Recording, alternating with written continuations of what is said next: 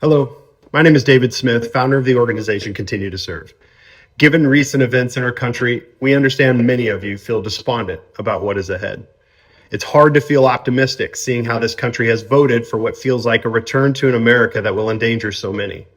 But we at Continue to Serve want to remind all of those who feel this way that through the hardship can lie opportunity. So let me explain. CTS started in June of 2020 after Trump gassed, beat, and violently assaulted Americans just exercising their First Amendment right to free speech. Our mission was and is to speak with a veteran voice, to amplify the messages and the needs of those who are marginalized within our country, to build community, and to ensure that veterans remember our oath to the Constitution. We did some great things during those years. We stood with the BLM movement, we fought to support women's rights, and we even organized one of the largest volunteer cleanups in our nation's capital following the devastation of the January 6th insurrection. We want to ensure all of those who donated, volunteered, and worked alongside with us, we have not forgotten your kindness, your words of support, and your hard-earned money that you gave us. With those funds, we relaunched today, and we ask that you join us once more. Even with what we face now, we still believe there is a way to forge a path ahead, bringing together the many who will be affected so negatively by the incoming administration. After all, the real battle has never been red versus blue or gay versus straight or black versus white or immigrant versus citizen. The battle has always been the rich and the powerful versus the working class. You might think America has never faced what we face now, but that's not actually true. And in fact, some Americans in this country have been living this reality long before the formation of our country. During Reconstruction, people who were once slaves had nothing given to them, not even the 40 acres and a mule they were promised.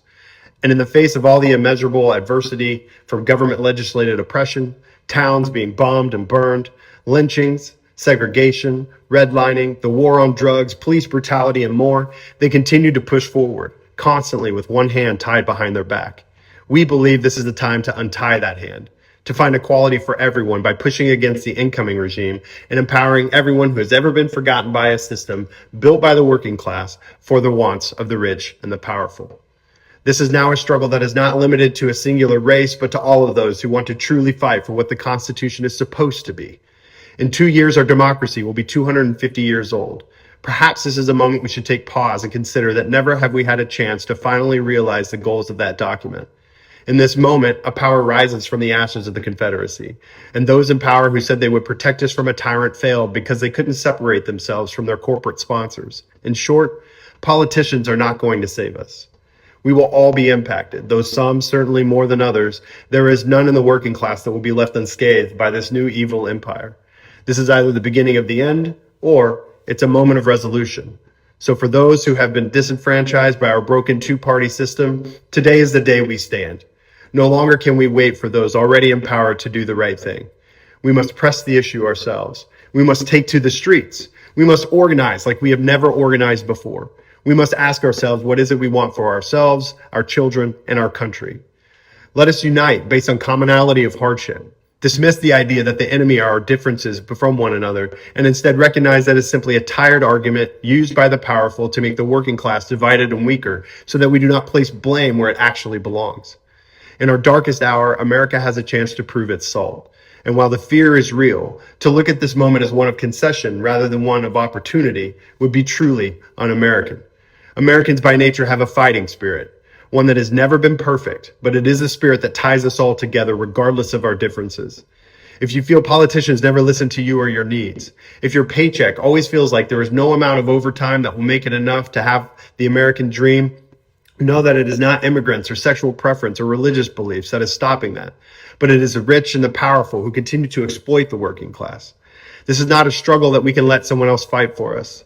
The working class people of this country are all the enemy within, waited to be rooted out by the rich who see us as the workers for their abundance, and it is time that we take that power back. We either rise to the occasion as Americans have done time and time again, or we will be further subjugated to the whims of a few rich men.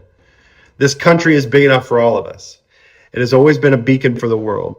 We at CTS refuse to believe that this is how it ends, with Americans sitting back saying it is what it is, or there's nothing I can do. That is not American. What is coming to this White House is not American. We're asking all of you to join us. Stand up for your family, for America, for freedom, and for equality. And to all the veterans listening, I ask you, remember your oath. It didn't end with your DD-214. Your country needs you. Its people you so proudly serve need you. This is the beginning. And together we will not make America great again. We will make it better than it has ever been. Thank you, and we'll see you out there soon.